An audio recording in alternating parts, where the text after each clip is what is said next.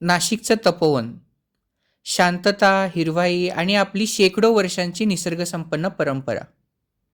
इथं हजारो झाडं तोडली जाणार आहेत, फक्त काही महिन्यांच्या कुंभमेळ्यासाठी, साधुग्राम बांधण्यासाठी.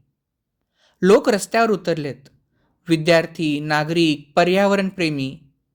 कारण ही झाडं फक्त झाडं नाहीत, तो आपला श्वास आहे. साधू संतांचा सन्मान आपल्याला आहेच, पण साधना कुठंही होऊ शकते. झाडं मात्र 10 वर्ष घेऊन उभी राहतात.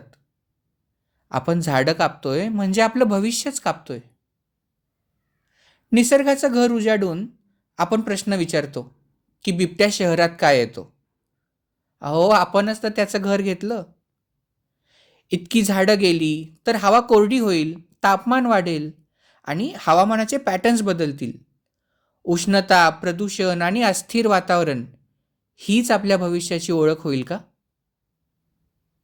रिकाम्या इमारती आहेत, पर्यायी जागाही आहेत, पण निर्णय मात्र निसर्गाला दुर्लक्षित करून घेतले जात आहेत.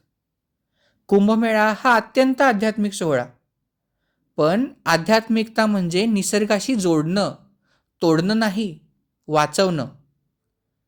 आपण आज कापतोय झाडं आणि उद्या गमावू शांतता, आपली, पुढच्या पिढ्यांची आणि पृथ्वीवरच्या इतर सर्व जीवांची.